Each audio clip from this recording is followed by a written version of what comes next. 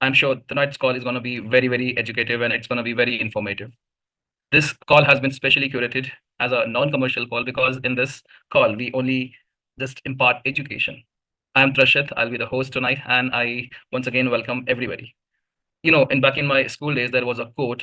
It is like a good coach can change your game, but a great coach can change your life. So we have someone who right now is in the panel and who is going to be the keynote speaker tonight. He is the CEO of Affiliate Marketing 3.0. He is a great mentor to us with his expertise, with his knowledge, with his experience. He has been tremendously benefiting everybody through his technology, through the products he has been designing, as well as he also has been sharing his insights, his knowledge with us. So tonight is going to be Shavez's night, and with all due ado, I welcome Shavez to the floor. Thank you, Shavez, for joining this session, and the floor is yours. Thank you so much, Rashid. Welcome to UK Prime Time. I believe everybody's doing fine. Well, today's call is very, very important. It is with the subject to understand self-custody in a deeper level, just like we discussed staking and how staking what is the science of staking in the last Friday call. This Friday call is all about learning self-custody and how much it means to every crypto holder or user. So today's call is going to be in three modules. What is self-custody in crypto, why it is important for users, and the future of self-custody based on the products that are building right now on self-custody. So this is this is going to be very, very interesting as well as important discussion if you are holding crypto and if you are associated with the products where you are transacting in crypto. This is going to bring and install the sentiments, the amount of information that you require to excel to excel in your crypto journey as a crypto enthusiast or as a trader, or if you hold crypto in your wallet. So take a moment, invite your friends, invite your network, invite your people, so that they can also understand and learn the basics. And then we move on to the explanation as to how it is applied with our products, with LiquidPay, how self-custody is going to lead the chart, and how we are going to reshape the industry with the new concept that we have brought. Perfect. I'll just take one moment to share my screen. Okay. So we will learn step by step what is self-custody in crypto, and then we will stretch the module to how it is important for you. And then we will understand with respect to products how it is important and why are we pressing and why did we bring the self-custodian narrative to the market. It is not just a narrative now, it is the applied science that we have already used in the in the building of LiquidPay cards where you hold the custody of your wallet. So let's understand. So what is self-custody in crypto? Self-custody in crypto refers to the practice where individuals have full control over their digital assets, managing their private keys without relying on third-party intermediaries such as banks or centralized exchanges. In simple terms, not your keys, not your coins, is a fundamental principle of self-custody. A self-custodian wallet or non-custodial wallet ensures that the user has access to and control over their funds. These wallets, they store private keys directly on the user's device rather on centralized platforms. So let me explain this. I believe everybody on this call is a member of WAAS. Everyone has a WAAS account. When you deposit your crypto into WAAS in your wallet, there is a special wallet that is generated in your profile that is not in your custody. Those wallets are basically system generated wallets, and their private keys are held in the system. Those private keys are not with me. These private keys are integrated in the system, and that gives you seamless experience as a user to deposit funds, and then it is converted into either SUSD or either BUSD. So similarly, in centralized exchanges, when you deposit crypto, they carry a denomination which is equivalent to the value of what you deposit, and the wallets inside centralized exchanges, you don't own the crypto, you don't own the keys of those wallets. But on the opposite side, when it is a non-custodial wallet, it ensures that you have the full control over your funds because you store your crypto in the wallets where private keys are directly in your control. So now let's understand. It is very, very important. Second module is very important as to why it is important for the users. It brings full control and true ownership of your assets. Users retain complete authority over the funds without risk of an institution freezing their assets. I'll go deeper into this by giving you certain examples also where exchanges, they either go bankrupt, they have problems, hacks, and your assets are frozen. Recently, there's an exchange in India. I believe Rashid knows, uh, Wazirex, where users, uh, there was a news that it got hacked and all the assets were frozen. And then you don't have the control over your assets, especially Bitcoin. Security against hacks and insolvency. Many centralized exchanges have collapsed. FTX is one of the biggest examples, resulting in users losing their assets. So self-custody prevents the risk. At the same time, there is censorship resistance. Governments or institutions cannot arbitrarily block, restrict, or seize funds in a self-custody setup. If it is your keys, it is your crypto. Nobody can freeze it. Nobody can seize it. You save your keys and you retrieve it anywhere. There are so many crazy stories about people traveling the whole world, or maybe they are running away from one country to another by just remembering their 12 words, and they retrieve their crypto anywhere. There's a very famous story of Ukrainian girl who ran to Poland and she written the 12 words and she was able to retrieve her bitcoins when she reached Poland. She was in adversity. And these incidents, they help us understand. Today, I'm also going to discuss how this self-custody came into existence and when this whole industry moved from non-custodial narrative into the centralized narrative, and then it is coming back to the non-custodial narrative, where the whole industry started talking about DeFi. So also privacy and decentralization. With self-custody, users don't need to provide extensive KYC data, aligning with your original decentralized vision of crypto. Like uh, if you have, let's say, some crypto in your decentralized wallet where custody is yours, there is no requirement of providing any KYC to send or receive crypto in that wallet. But yes, there are means, there are ways with which things are evolving. If we are adding our spending mechanism, that is a fully regulated product like Visa, then we need to also attach KYC with it. And that's where the breakthrough came. And there is no counterparty risk. Unlike custodial solutions where users rely on an entity to safeguard the assets, self-custody eliminates third-party risk. And uh, we can understand this by putting some light over the evolution of self-custody. So where self-custody began, or when people understood that self-custody is important. When Bitcoin white paper first came, it mentioned it is a peer-to-peer digital asset that can be transferred without the dependency of any intermediary. That's where the first, or the genesis of or the evolution of self-custody came. And later we there was rise of custodial services, which we will also discuss. So Bitcoin was designed for self-custody, with early users storing private keys on hardware wallets or paper wallets. However, early wallets were technical and not user-friendly, leading to many lost funds due to forgotten keys or mismanagement. That's where people learned how crypto needs to be stored. There were videos on YouTube, there were communities created to teach, to learn, to understand mutually how to keep your crypto assets safe.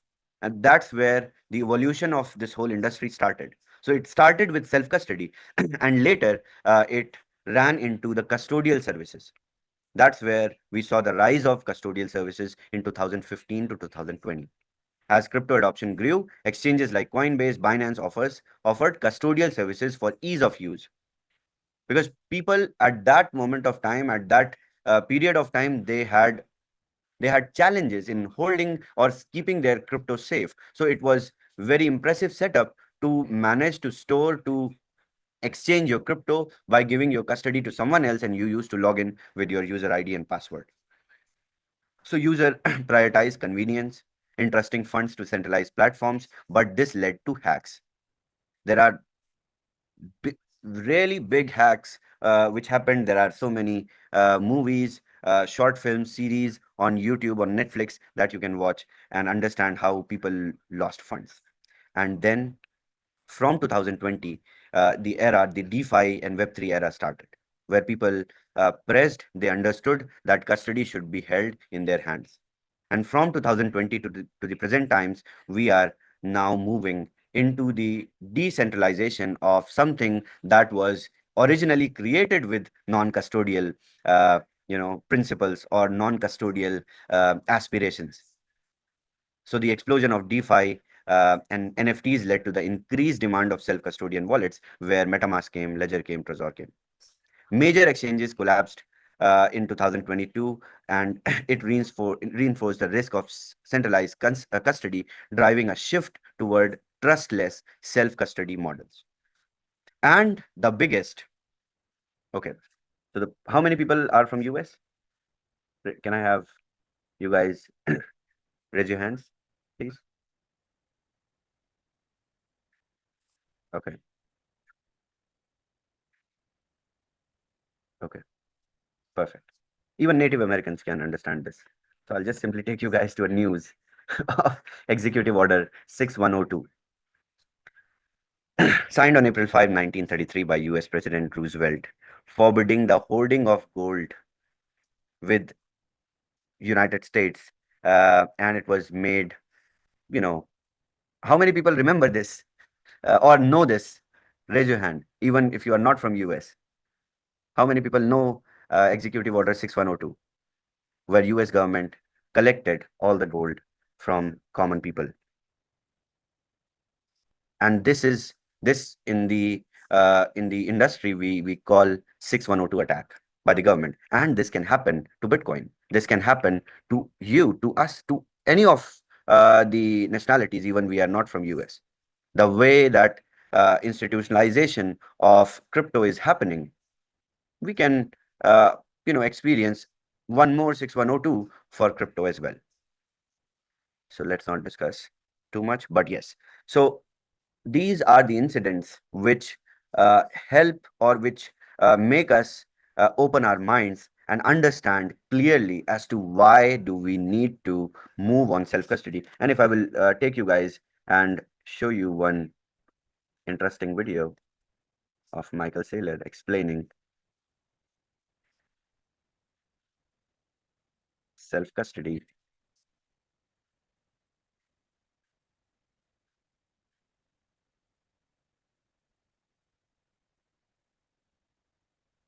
Bank in Argentina 20 years ago. It was in US dollars. The peso was 1 to the dollar. The Argentine government sent a memo to the banks, forcibly converted everybody's dollars to pesos, and then forcibly devalued the peso 10 for 1. And I woke up the next morning and I had $100,000. I had $1 million the day before. They stole 90% of all the currency from everybody in the country overnight on a fax, without a law, without an army. Now, how hard would it be to take all of the property or of everybody in the country with Bitcoin? You have to go arrest 60 million people, sweat them all in a jail for 90 days. How do you arrest 60 million people and sweat them in jail for 90 days? It's like 1 billion times harder. I had $1 million in a bank and So these are the incidents with which you can relate that anything can happen if the custody is not in your hands. So as we are moving, we are maturing and helping this industry mature with crypto, with decentralization. We need to also follow the footsteps of decentralization and self-custody. So the future of self-custody, or the future where the self-custodian wallet-based products, they are emerging now in the industry, and why they are important, and what is the background, how do we relate it with the spending card or something else, where you have your crypto that you can spend or transfer with your custody, how products are now taking shape. So self-custodial crypto cards and payment solutions are emerging, bridging gap between decentralization and real-world usability.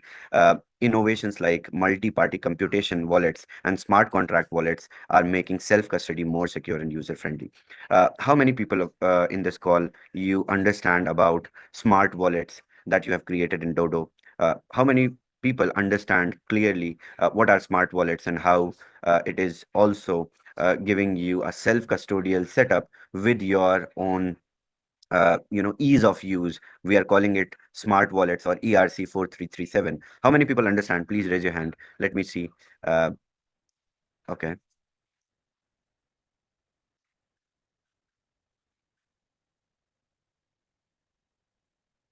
Ten people only understand smart wallets that you are trading in Dodo with. Okay, so we need to we need to do this more and more. I think I need to spend more time on Fridays, bringing more and deeper understanding about how smart wallets work, and because this is the future, this is something that we all need to learn very clearly. So no worries, people who don't understand. You just need to be on Friday calls, and then we will have more and more clarity. So this multi-party computation wallets or smart wallets, they are making self-custody more secure and user-friendly. You can just sign up with your email address and you get a smart contract account where you can manage all your assets, and you don't lose also assets because you hold the keys or password to your email. And whenever required, you just have to write down your keys and keep it with you safe, and you operate in a DeFi ecosystem like centralized format. So why self-custodian wallets based crypto cards are future? uh, Seamless on-chain and off-chain payments. Users can pay directly from their self-custody wallets without relying on banks or centralized payment processors. That's why it is important, and that's why I have been pressing upon understanding or building communities understanding about what we have done with LiquidPay. Why did we bring the self-custodial wallet setup? It took us almost 3 extra more months to launch LiquidPay because we wanted to deploy it on a non-custodial setup where you have this futuristic ability to control your assets, which then eliminating counterparty risks. I know you guys trust me. I know you guys trust Liquid Finance, what we are building, but trust is merely a word in the dictionary. And I think there should be there should be keys beyond trust. So eliminating counterparty risk, unlike centralized crypto debit cards, self-custodial cards ensure users always control their assets, better security and privacy, no need for excessive KYC or storing sensitive financial data with centralized entities. You only KYC for authorization of a Visa card. You don't do regressive or excessive KYC for the funds or for the transfer of funds, or you can say how much crypto you can hold in your wallets. There is no such information required for the KYC provider to know. Cross-border financial freedom. Users can spend crypto globally without banking restrictions or capital controls. That's why I say if you have a LiquidPay card, you hold some crypto, you can spend it anywhere across the whole globe as long as they are accepting US dollars in fiat. Later, we are going to evolve with LiquidPay with other currencies as well, just like we are now going to go with AED in UAE, with UAE banks, and then INR in Indian region, then Vietnamese dong in Vietnam, and similarly, as user base grows in several different currencies, euro is also our target this year, so that we capture the EU with our self-custodian setup by giving ability for EU users to also convert their crypto directly into euro. So starting with USD, we are now going to, so with USD, we have the dollar acceptable jurisdictions. That's why I always say why LiquidPay is borderless, or why LiquidPay is international, because it is accepted everywhere on this planet where US dollar is accepted. And then we are going to grow with different other denominations very, very soon. One more and last but not the least, but very important point: direct integration with DeFi and Web3. Users can interact with DeFi services while spending their crypto seamlessly. By this, I'll give you guys an example. Uh, just like, let's say you have in LquidPay, we we have launched our spending with Visa card, and later off-ramping comes. Later we have, let's say, 10 more services associated with it. So all these services you are consuming with a non-custodial wallet. You are spending with a non-custodial wallet. You are consuming 10 different virtual banking services without giving away the custody of your funds. And if you guys connect with my few Fridays away call, a few Fridays back call, mentioning the LquidPay's evolution into a new bank, then you can understand. Imagine a bank where you are banking with holding the custody of your own funds.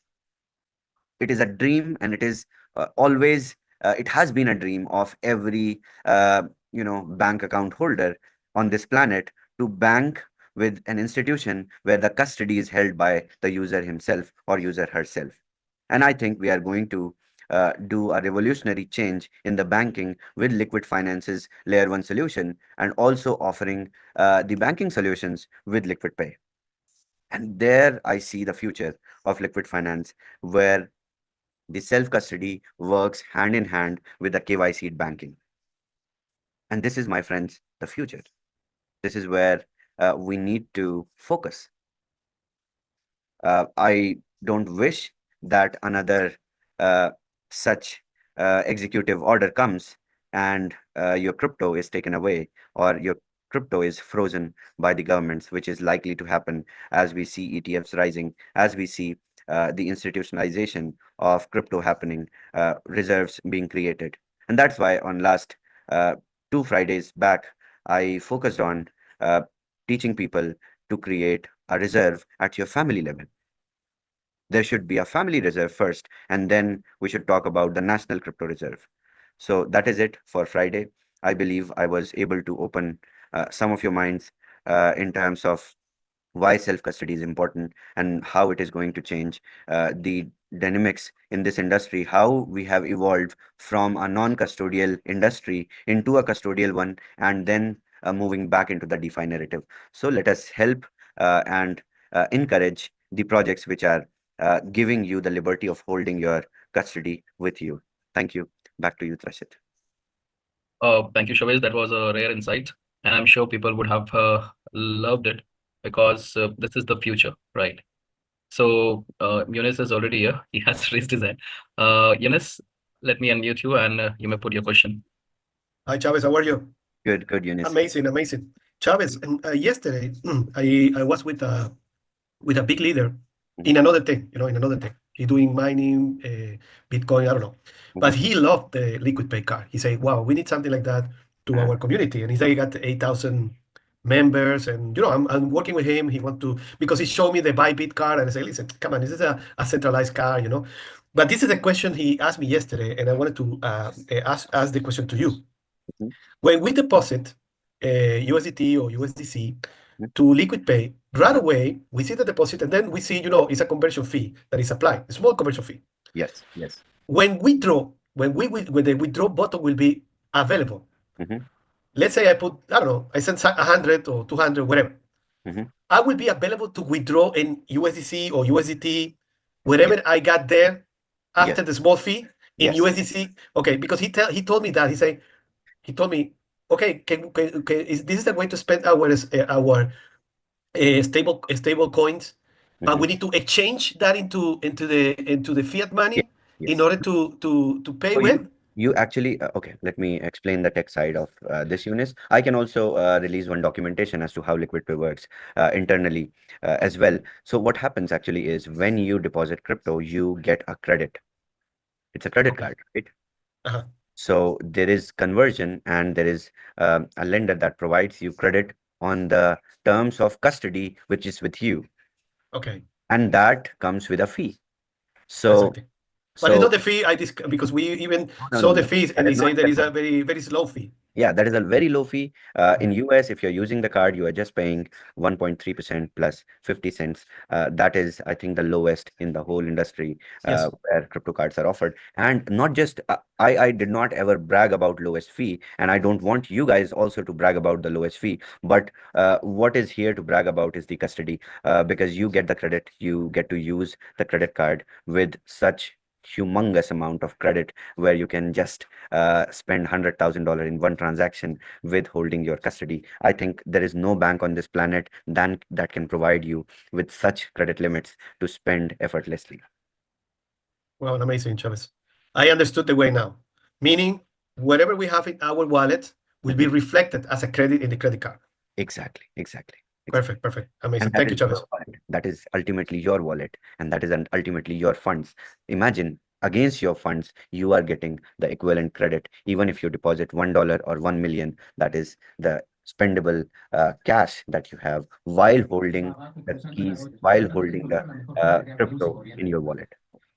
Meaning, just to close the topic, meaning if I withdraw, the button of withdraw will be just a logic thing, no? If I withdraw, whatever, because it's a reflect on whatever I have in my account. Exactly. Yeah? Exactly. Okay, perfect. Thank you, Chavez. Thank you, Eunice. Thank you, Yulis. Shavez, I have a direct question in my Zoom chat. Someone is asking, DeFi Web3 wallet, self-custodian wallet, and smart wallet. How do we differentiate, and what is the basic difference amongst all these three? All these three are non-custodial wallets only. Web3 wallet, where you hold the keys to your crypto. Web3 wallet is something which is like where you operate with dApps, and just like MetaMask, you have extensions to the wallet. You have the need of creating the wallet by storing your 12 words. Smart wallet, on the other hand, is based on the email encryption. You use your email to sign up, you create an account, and smart wallets, they become regular wallets, regular Web3 wallets, when you export the private keys outside. As long as you see it, you note it down, you keep it safe with you, they will behave as smart wallet. The moment you export it, it will become a normal wallet. So there is no difference. There is only one smart contract element that is added to the smart wallets, where you get to operate like a smart contract everywhere. And DeFi Web3 wallets are also self-custodian wallets. Of course, they are. All of them are. Okay. Are we taking more questions, Shavez? Yes, let's take these questions up to guys, and then we close. Okay. So, ladies and gentlemen, let's keep the session limited to the topic. Self-custodian wallet is the topic, so keep your questions around it. We request your video on and your virtual hand raised. My lord, I'll request you to unmute. You may ask your question around the topic tonight. Hi, Shavez. My lord, how are you? I'm good. I come a little bit late. I hope that Tachi got the recording. Yeah, I was busy, so I come late. Yesterday, I watched a YouTube about Joe say that when we are US people, when we do KYC, we had to use passport. Can I use my driver license or no? First, let some people KYC with their passports first, and then we will ask some users to experiment and do KYC with their driver's license, and just join Zooms on weekend.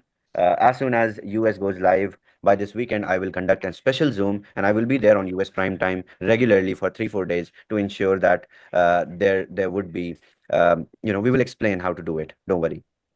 Yeah, because my passport is not right here because I just sent it to renew it, so I don't have the passport, to scan it. I go all the way to the spot, say you have to scan your passport. Man, I don't have my passport here, so I just stop it. So one more thing you can do, my lord. Do you have, okay, you sent your passport for renewal, so you don't Yeah. have it.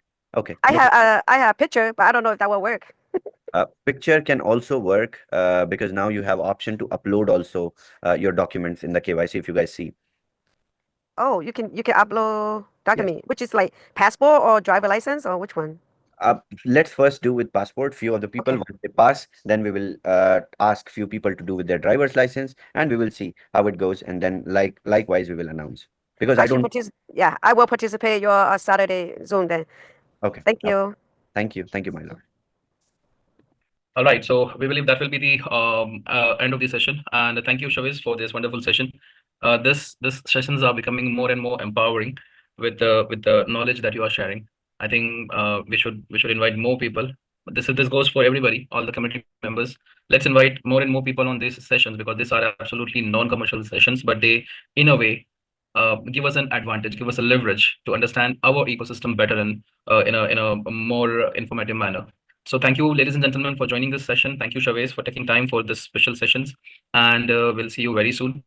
We just have dropped a evaluation form that is for your feedback on these sessions and everything that we are delivering in a new format, as well as we have a special dedicated channel on which you can drop your question, and these questions will be answered by our tech experts. So have a great evening, ladies and gentlemen. Have a great weekend, and we'll see you very soon. Tomorrow is going to be UK prime time, 3 p.m. That will be back office training, and later on we will have the master training at 7 p.m. UK. Thank you once again, and have a great weekend. Thank you. Bye-bye. Recording stopped.